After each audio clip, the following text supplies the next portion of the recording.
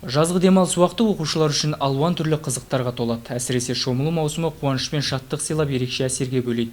Алайда суға түсіп салқындаудың соңы қайғылы жағдайға апаруы әбден мүмкін. Осы мәселеге байланысты Мақтаарал ауданының жастар ресурстық орталығы мен төтенше жағдайлар бөлімі қызметкерлері тарапынан түсіндіру жұмыстары көптеп ұйымдастырылуда. Бүгінде аудан аумағындағы суға түсуге тыйым салынған орындарда алаңсыз шомылып жүрген балалардың саны азаймай отыр. Қынжылтатыны сол үлкендердің қадағалауынсыз жалғыз жүргені. Мұны байқаған рейд жүргізуші топ аудандағы барлық ата-анаға ойын баласын шомылуға қараусыз жіберіп, опық жеп қалмаңыз деп ескертеді. Су көбейген, білесіздер, шаруалар, біз өзі мақта шаруашылық мекен болғаннан кейін су көбейді.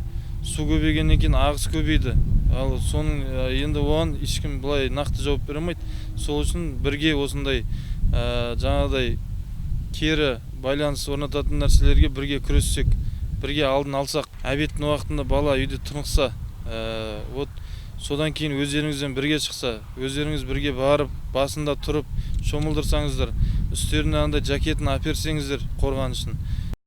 Су қуаныш және қайға душар болмас үшін судағы тәртіп ережелерді сақтау өте маңызды. Бұл ретте төтенше жағдай қызметкерлері су жағасында жүрген балалар мен қауіпсіздік ережелері жайында еркін сұхбат жүргізіп, толғандырған сауалдарына жауап қатты. Жазатайым жағдайда көрсетілетін алғашқы медициналық көмектер жайлы да сөз қозғалды.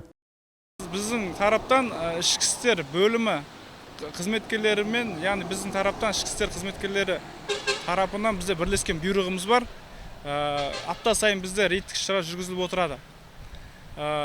Жалпы ата-аналарға, халыққа айтарымыз, балаларын қараусыз қалдырмауға, тыйым салынған белгіленген орындарға шомылуға рұқсат етпеуге шақырамыз. Яғни ескертеміз. Су айдарындағы қауіпсіздікті қамтамасыз етіп, келеңсіз оқиғалардың алдын алу мақсатындағы шаралар легі сала мамандарының айтуынша кешенді жүргізілмек. Мақтаарал ауданынан Клара Жербайқызы, Азат Нысанбаев, ақпарат.